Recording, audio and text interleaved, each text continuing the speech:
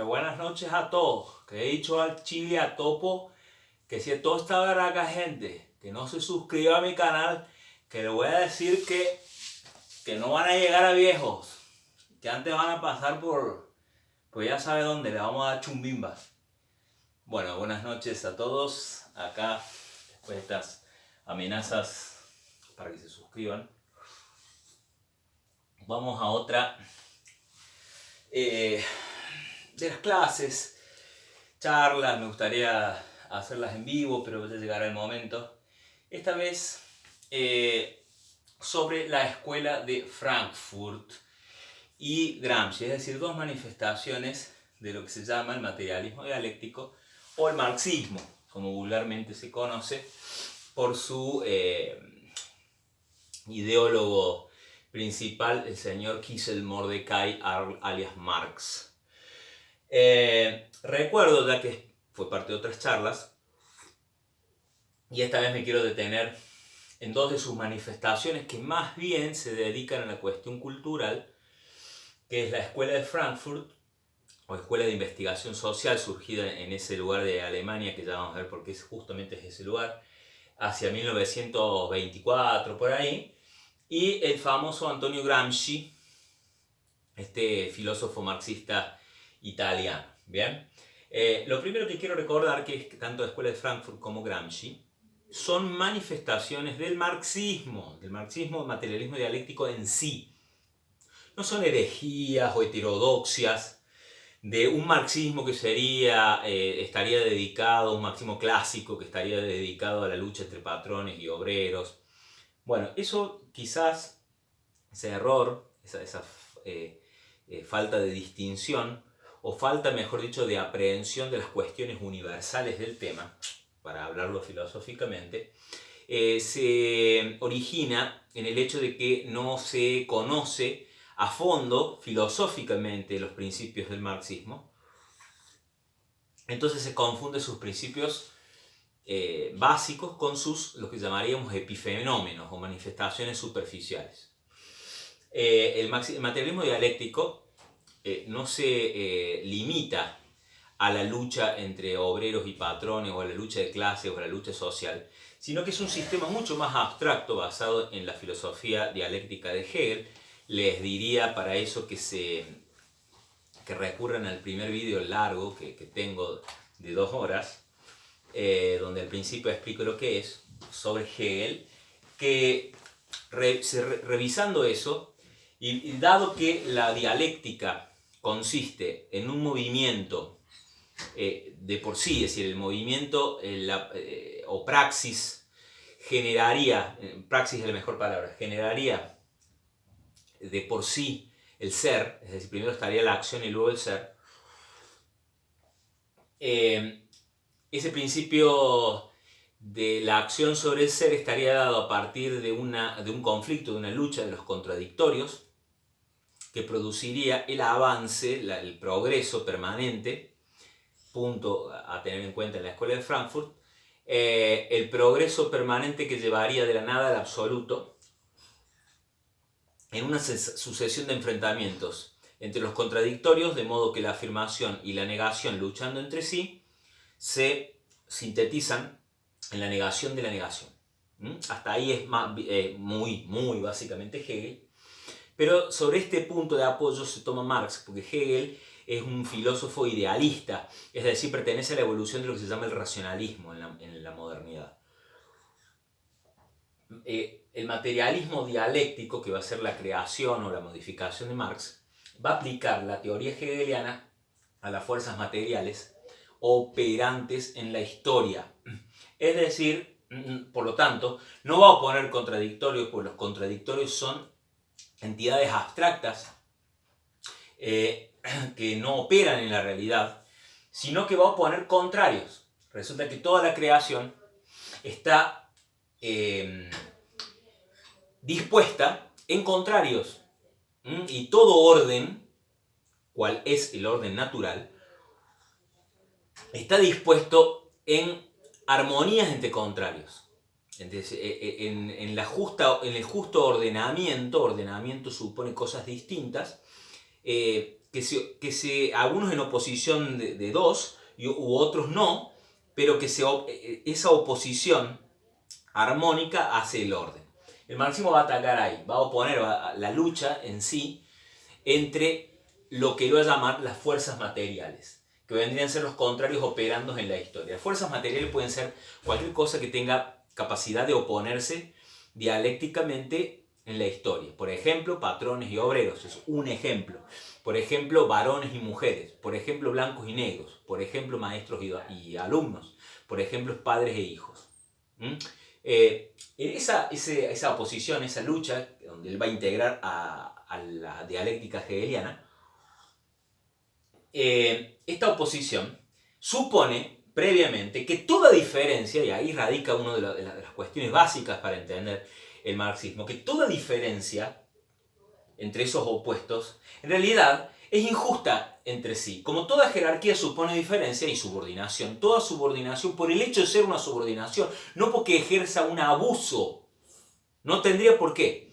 El solo hecho de haber una diferencia ya es una injusticia en sí.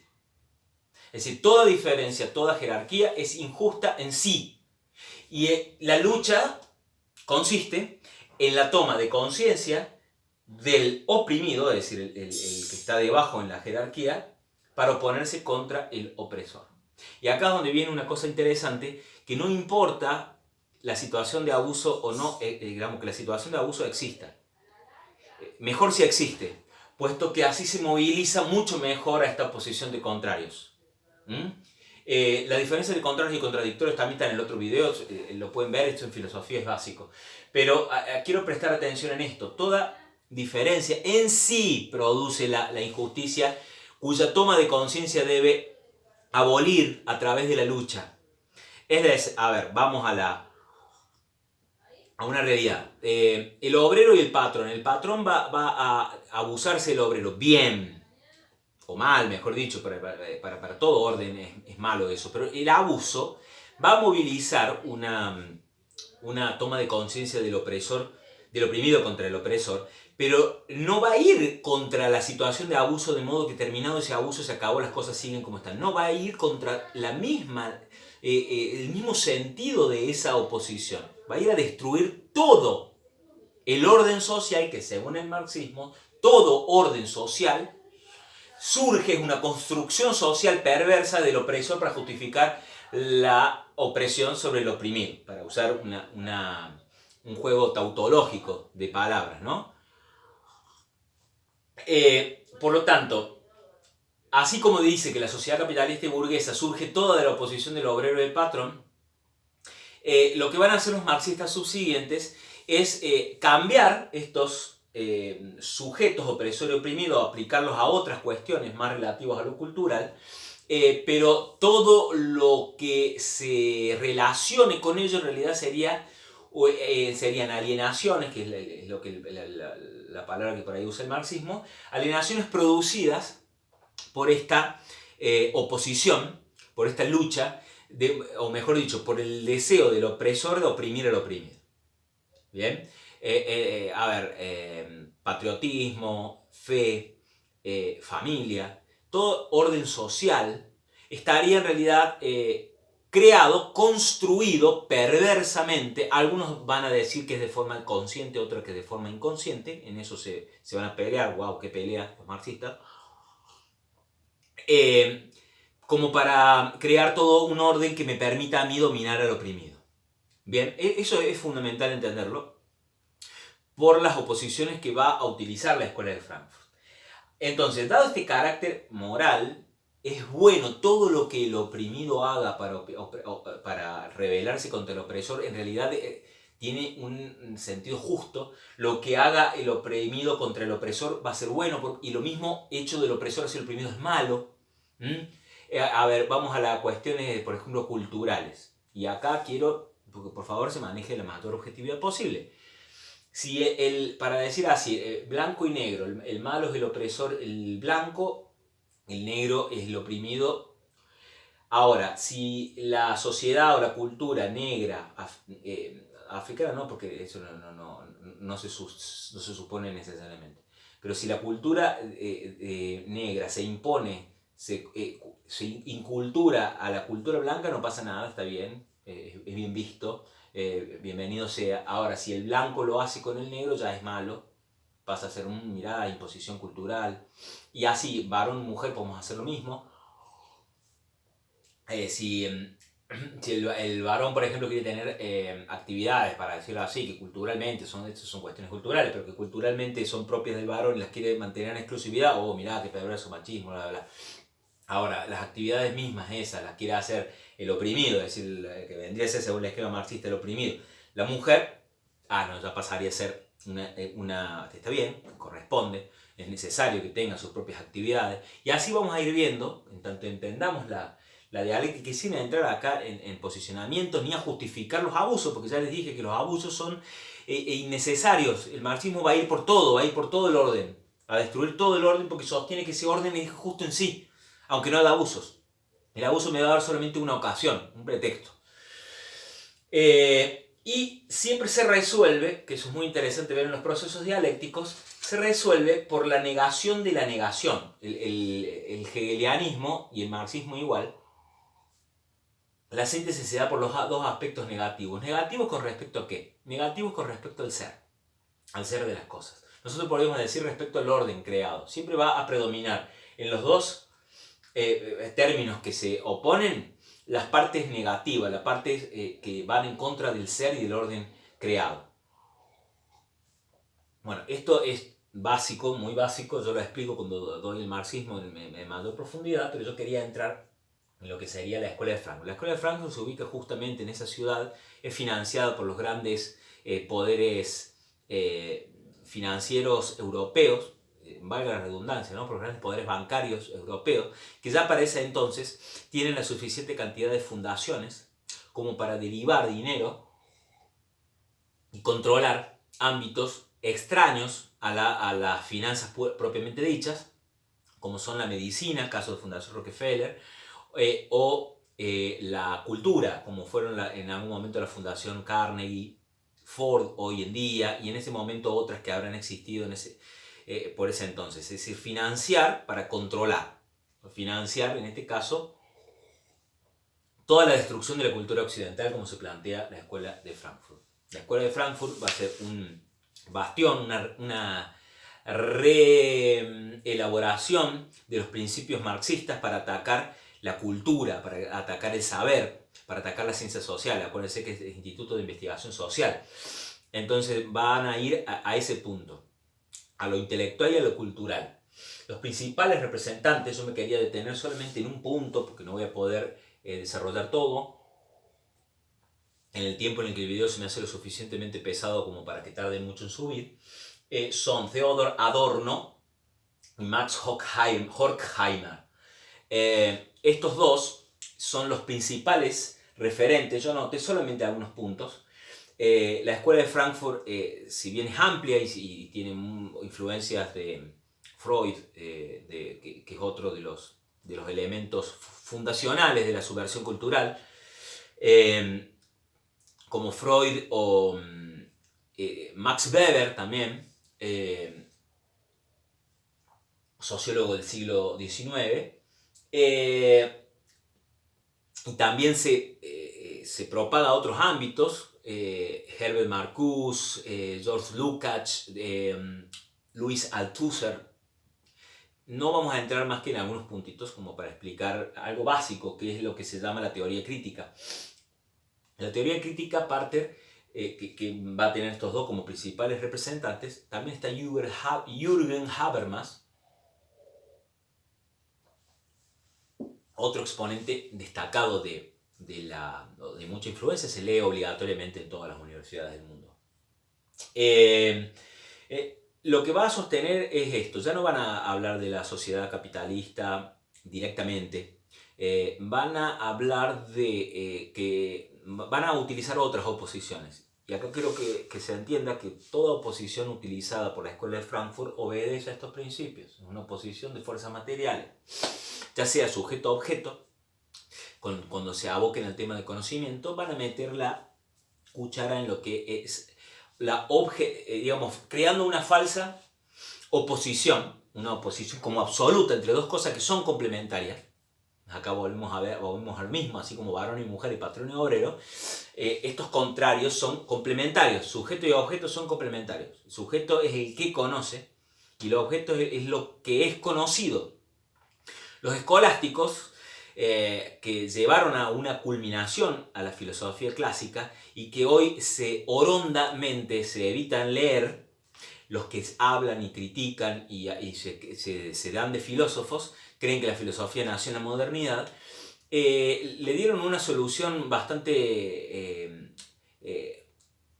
sencilla a la cuestión objeto y sujeto, en cuanto el sujeto conoce el objeto. No, esto van a poner en una oposición directamente. O el objeto es incognoscible, o el sujeto es un intermedio que está siempre, no solamente condicionando, sino determinando el objeto, de modo de que todo conocimiento en el fondo está viciado o por el subjetivismo o por los intereses que llevan al sujeto a desviar al objeto. Digamos, es imposible conocer con objetividad las cosas. Luego todo conocimiento se transforma en interés, todo conocimiento se transforma en una perversa maquinaria del opresor para justificar su dominio sobre el oprimido.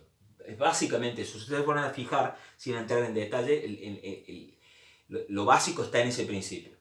Y el otro punto es contra la racionalidad, por supuesto, dada esta... La racionalidad vendría a ser como el capitalismo, es decir, la racionalidad habría generado todo un orden de conocimiento donde se cree que existe la certeza, la probabilidad, la duda y la ignorancia, por ejemplo, para dar en los estados del conocimiento, pero no, en realidad esas son todas construcciones irracionales, en este caso serían construcciones irracionales del dominio ejercido por nuestra civilización en la falsa diatriba entre el objeto y el sujeto.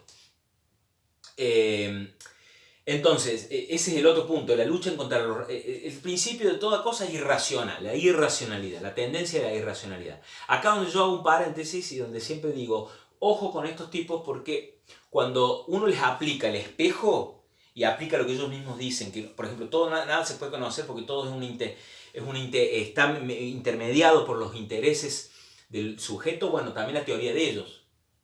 La teoría de ellos también estaría sujeta a eso. Entonces ellos también tendrían un interés, y vaya si lo tenían.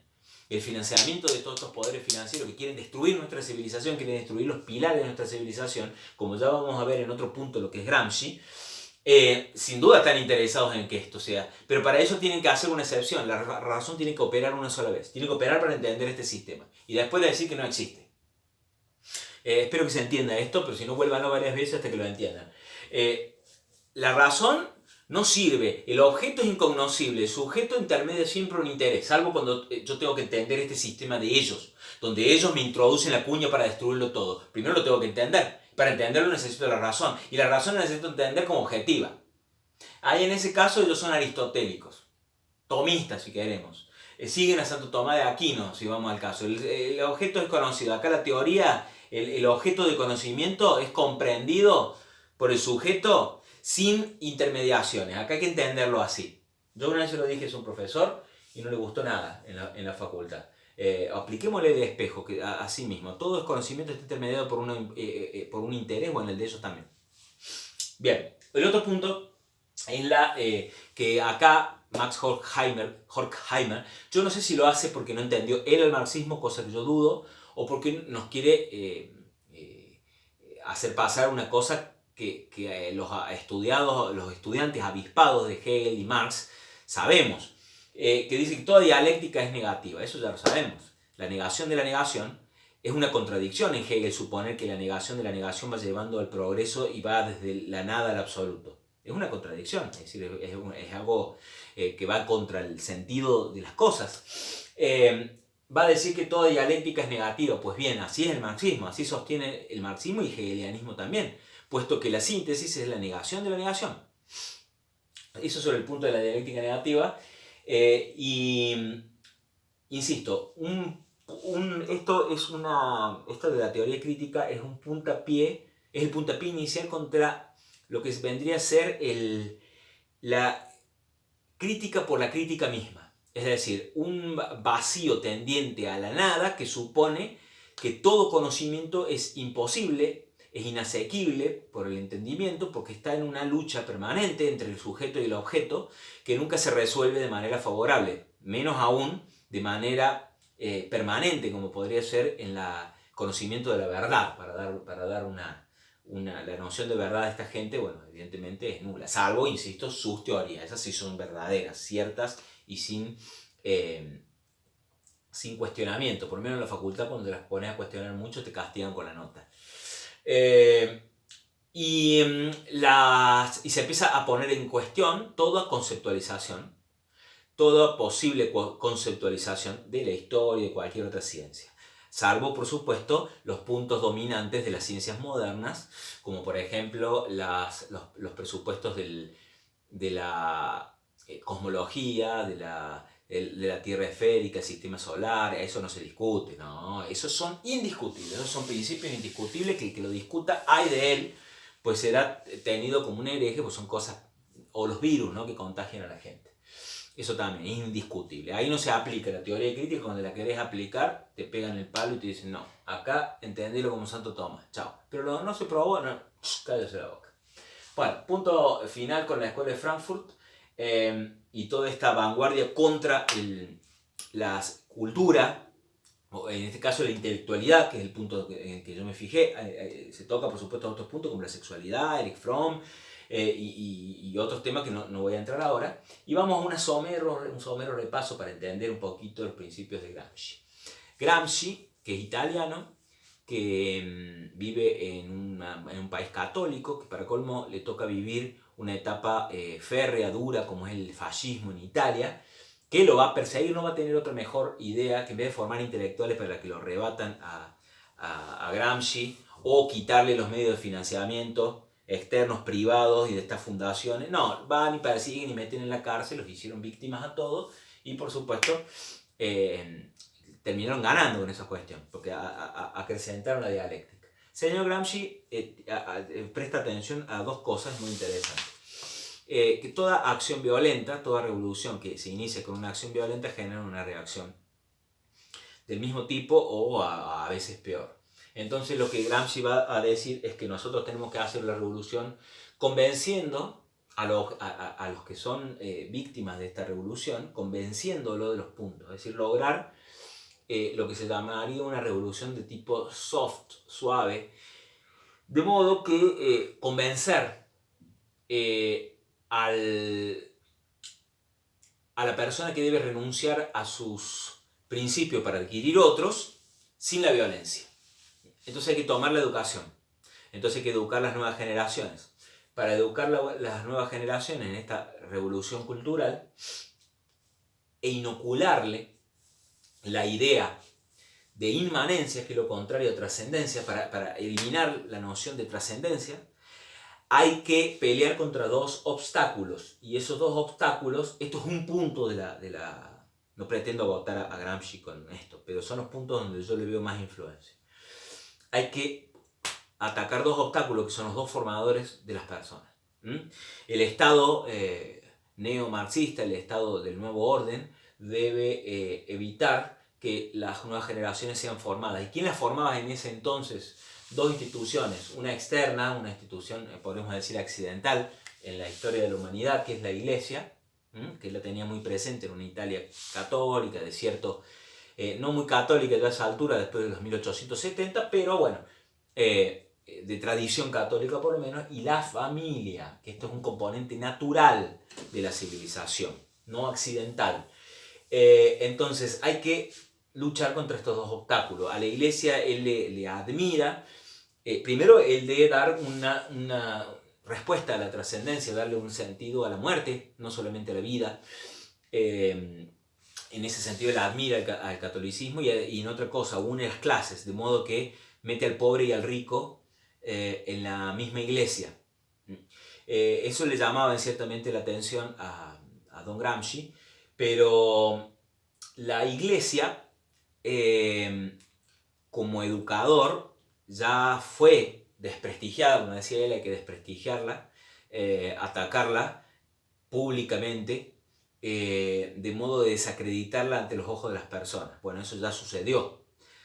parte por culpa de sí misma, como institución quebrada, y parte como ataque externo, gratuito, a veces mentiroso y difamante, que eso también ha existido, muy fácil de probar. Pero ya no opera más la Iglesia. La Iglesia misma, las autoridades, podemos decir, de la estructura llamada Iglesia Católica, renunció hasta el mismo de estados católicos, mandando a romper los concordatos y prácticamente estableciendo la libertad de culto en todos los países. Ya no es un obstáculo, ya la Iglesia no forma. Y cuando forma, como los colegios religiosos, es el Estado el que imparte los conocimientos, así que no hay mucha más que un barniz de religión que se le agrega adelante. El principal obstáculo que hoy sí está operando esa revolución es la familia. Hay que quitar al niño lo antes posible de la familia. Y bueno, evidentemente la destrucción no solamente por quitarle a los hijos, sino atacar la misma institución familiar, que para eso la escuela de la revolución cultural ha hecho grandes progresos, enfrentando a sus dos principales conformadores, que son el varón y la mujer. Si yo los hago pelear entre sí diciendo que toda jerarquía o toda diferencia entre varón y mujer es mala en sí misma, pues bien, acabo de destruir los cimientos de la familia. Y otro enfrentamiento que también se aprovecha dialécticamente es el de padres e hijos, aprovechando las diferencias generacionales, separar las generaciones de modo que una generación no se entienda con la otra. Bueno, esto es lo básico de Gramsci, es decir, promover una revolución cultural encargándose el Estado de educar al niño y quitándole, disolviendo los dos enemigos, entre comillas, que en ese momento él veía que eran los obstáculos para formar las generaciones nuevas, es decir, la Iglesia y la familia.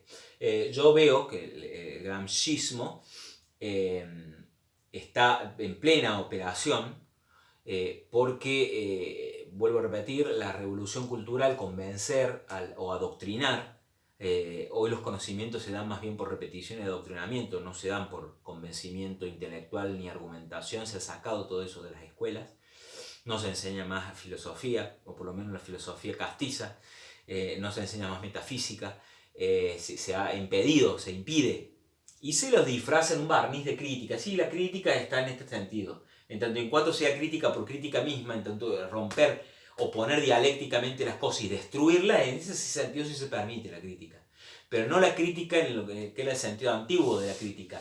Poder lograr algo, encontrar, poner a prueba los conocimientos de modo de convencerme con plena certeza de los mismos. Bueno, esto ha sido más o menos básicamente lo que es la escuela de Frankfurt y Gramsci. Si por ahí esto trasciende y quieren hacer comentarios y preguntar algún aspecto, bueno, se puede llegar a tocar más adelante, pues son temas a los que me dedico mucho. Pues bien, déjale el me gusta y que a la suscripción también, que si no le vamos a dar chumbimba. Adiós.